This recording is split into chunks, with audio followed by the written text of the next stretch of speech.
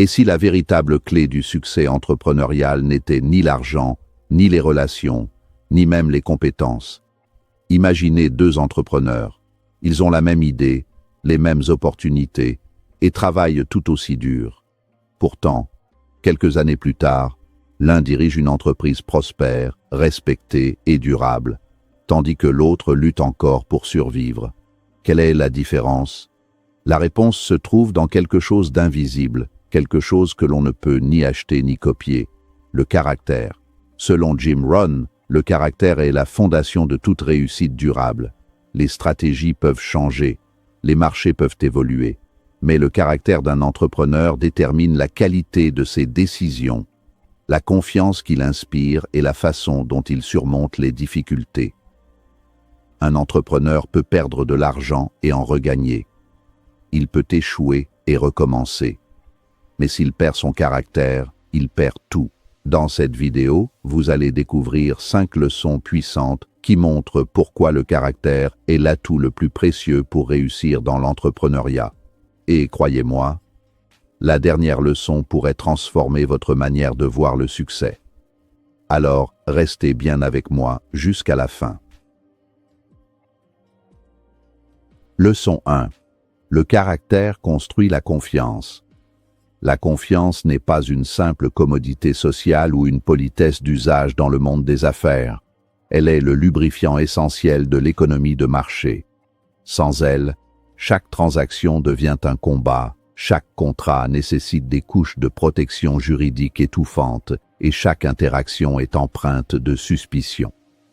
Pour l'entrepreneur, le caractère est le socle sur lequel cette confiance est bâtie. Ce n'est pas un concept abstrait, mais une réalité tangible qui se manifeste par la cohérence entre les paroles et les actes. Lorsqu'un client choisit votre produit, il ne signe pas seulement pour une fonctionnalité technique, il signe pour une promesse. Si le caractère derrière la promesse est défaillant, la relation s'effondre au premier obstacle. La confiance est une monnaie qui se gagne lentement, goutte par goutte, mais qui se perd en un instant, comme un seau que l'on renverse. Dans un marché saturé de solutions similaires, le seul différenciateur réel et durable reste l'intégrité de celui qui dirige. Le caractère se manifeste de manière la plus éloquente dans le silence des actions quotidiennes, loin des projecteurs des relations publiques. C'est la décision de respecter un délai de paiement envers un petit fournisseur alors que la trésorerie est tendue, ou de refuser de survendre les capacités d'un service pour conclure une vente rapide. Ces micro-décisions agissent comme des dépôts dans un compte bancaire émotionnel et professionnel. Les partenaires commerciaux, souvent plus perspicaces qu'on ne le pense, observent ces signes. Ils ne cherchent pas l'absence d'erreur, car l'erreur est humaine et entrepreneuriale, mais ils cherchent la responsabilité. Un entrepreneur de caractère ne cherche pas d'excuses. Il cherche des solutions et assume ses manquements. C'est cette fiabilité qui transforme un simple contrat ponctuel en une alliance stratégique de longue durée, créant ainsi un écosystème où la collaboration devient fluide et naturelle.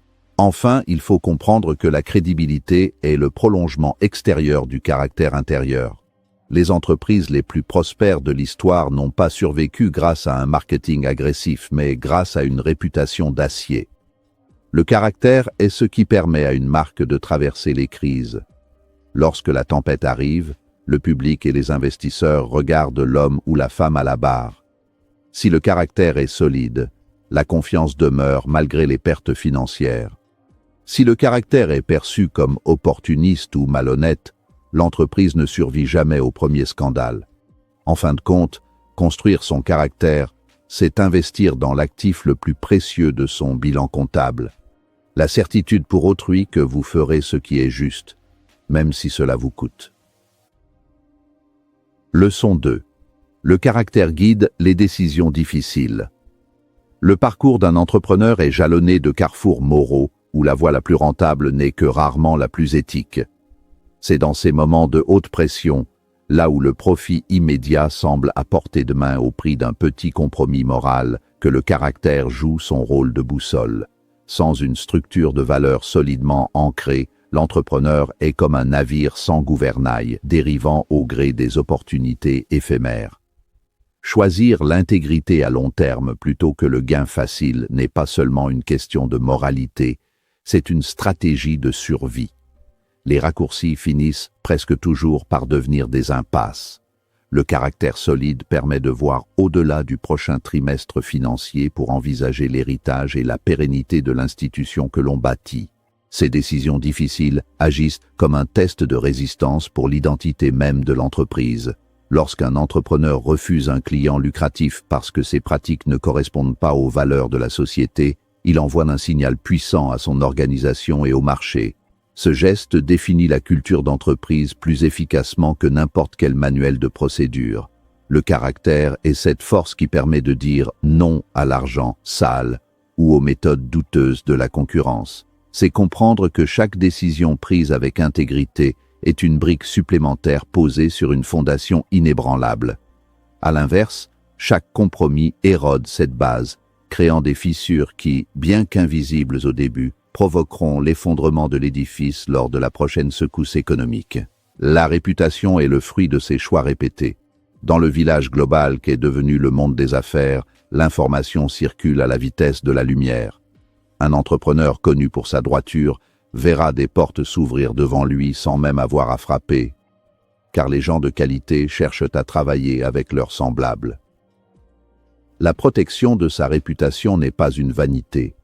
C'est la protection de son capital le plus productif. Le caractère ne se contente pas de vous aider à choisir entre le bien et le mal, il vous donne le courage de maintenir votre décision face à la critique, à la solitude ou à l'incertitude. C'est cette constance qui sépare les bâtisseurs d'empires des simples opportunistes de passage. Leçon 3. Le caractère crée un leadership puissant. Le leadership authentique ne découle jamais d'un organigramme ou d'un capital social. Il émane de la profondeur du caractère de celui qui l'exerce. Un entrepreneur peut commander l'obéissance par la peur ou par le salaire, mais il ne commande la loyauté et l'engagement que par l'exemple. Le caractère est le moteur de cette influence silencieuse. Lorsque les employés voient leur leader arriver le premier, faire preuve d'une honnêteté brutale même quand elle est désavantageuse, et traiter chaque personne avec dignité, ils cessent de travailler pour lui, pour commencer à travailler avec lui. Le caractère transforme le statut de patron en celui de guide. C'est la capacité d'incarner les standards que l'on exige des autres, créant ainsi une culture de l'excellence par osmose plutôt que par décret. Le véritable test du leadership par le caractère se situe dans la gestion de l'échec collectif. Un leader sans caractère cherchera des boucs émissaires parmi ses subordonnés pour protéger son image de succès. Un leader de caractère, en revanche, se place en première ligne pour absorber le blâme tout en partageant généreusement les louanges lors des réussites. Cette noblesse d'esprit crée un sentiment de sécurité psychologique au sein de l'équipe, ce qui est indispensable à l'innovation. Quand l'équipe sait que son leader est intègre et protecteur, elle ose prendre des risques, elle ose être créative et elle se dépasse. Le leadership de caractère n'est pas une question de charisme superficiel, mais de consistance interne. De plus, le caractère est le socle de la discipline, une vertu contagieuse. Un entrepreneur qui fait preuve d'une autodiscipline rigoureuse dans sa gestion du temps, de ses émotions et de ses finances inspire naturellement la même rigueur chez ses collaborateurs. Le leadership ne consiste pas à prononcer de grands discours inspirants, mais à vivre une vie qui vaut la peine d'être imitée. Le caractère donne au leader la crédibilité nécessaire pour demander des sacrifices à son équipe lors des périodes de vaches maigres. Si l'équipe croit en l'homme ou la femme derrière le titre, elle sera prête à traverser le feu à ses côtés. Le pouvoir du caractère est donc le seul pouvoir réel, car il est le seul qui soit librement consenti par ceux qui suivent. Leçon 4. Le caractère renforce la résilience. L'entrepreneuriat est, par définition, une série d'épreuves de résistance mentale. Les obstacles ne sont pas des accidents de parcours, ils sont le parcours. Dans ce contexte, le caractère est l'armure qui empêche le doute de se transformer en désespoir. La résilience n'est pas une simple capacité de rebond technique, c'est une force morale puisée dans ses convictions profondes. Quand un projet échoue après des mois de travail acharné, l'entrepreneur de caractère ne voit pas cela comme une condamnation de sa valeur personnelle, mais comme une leçon nécessaire à son évolution. Sa force vient d'une identité qui n'est pas uniquement liée à son compte en banque, mais à ses principes. Cette distinction est cruciale pour ne pas s'effondrer quand les chiffres deviennent rouges. Le caractère permet également de gérer la solitude inhérente à la fonction de chef d'entreprise. Il y a des moments où personne ne comprendra votre vision, où les partenaires douteront et où les clients se feront rares. C'est alors que le caractère prend le relais de la motivation. La motivation est une émotion volatile, tandis que le caractère est une décision ferme. Il vous rappelle la raison d'être initiale de votre entreprise, cette mission qui dépasse la simple accumulation de richesses. Cette clarté de mission, ancrée dans le caractère, agit comme un phare dans le brouillard de l'incertitude. Elle permet de persévérer là où d'autres voient une fin de non-recevoir. La persévérance sans caractère n'est que de l'obstination. La persévérance avec caractère est de la vision en action. Enfin, le caractère forge la résilience en transformant chaque cicatrice d'échec en une source de sagesse. Un homme de caractère analyse ses défaites avec une honnêteté sans concession envers lui-même. Au lieu de blâmer l'économie, la concurrence ou la malchance, il interroge ses propres choix. Cette capacité d'introspection, qui est une facette essentielle du caractère, est ce qui permet de pivoter intelligemment au lieu d'abandonner. La résilience n'est pas le fait de ne jamais tomber, mais d'avoir un caractère si solidement constitué que la chute devient le ressort d'une ascension plus haute. En fin de compte, l'échec ne brise pas l'entrepreneur de caractère, il le polit, le rendant plus tranchant et plus résistant pour les défis futurs. Leçon 5. Le caractère crée un succès durable. L'histoire économique est un cimetière de météores, des entreprises et des individus qui ont connu une ascension fulgurante pour s'écraser tout aussi violemment. La cause de ces chutes n'est presque jamais un manque de talent ou de capital, mais un déficit de caractère. Le succès rapide a tendance à exacerber les failles morales préexistantes. L'arrogance remplace la vigilance, l'avidité supplante la valeur client et l'impunité prend le pas sur la responsabilité. Le caractère est le seul régulateur capable de contenir l'ego expansif que génère la réussite. Sans cette boussole morale, le succès devient son propre poison. Construire sur le caractère, c'est choisir la croissance organique et saine plutôt que l'hypercroissance dopée aux artifices éthiques. Un succès durable exige une discipline de fer dans la gestion de la prospérité. Il est facile d'être intègre quand on n'a rien à perdre. Il est infiniment plus difficile de le rester quand on a tout à perdre. Le caractère est ce qui empêche l'entrepreneur de se reposer sur ses lauriers ou de commencer à tricher avec les systèmes qui l'ont mené au sommet. Il garantit que l'entreprise reste au service de sa mission originelle au lieu de devenir une machine à extraire de la valeur de manière prédatrice. La durabilité est le fruit d'une éthique de responsabilité envers toutes les parties prenantes, employés, clients, environnement et société.